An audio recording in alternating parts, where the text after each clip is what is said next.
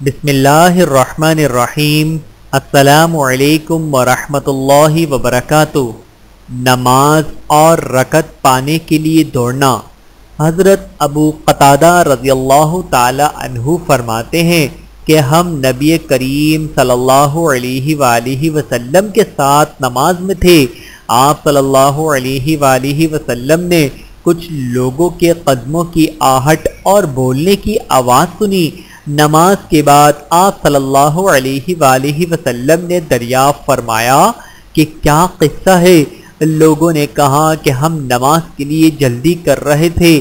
آپ صلی اللہ علیہ وآلہ وسلم نے ارشاد فرمایا، ایسا نہ کرو، بلکہ جب تم نماز کے لیے آؤ تو وقار اور سکون کو ملحوظ رکھو، پھر نماز کا جو حصہ پاؤ اسے پڑھو اور جو رہ جائے اسے بعد میں پورا کر لو۔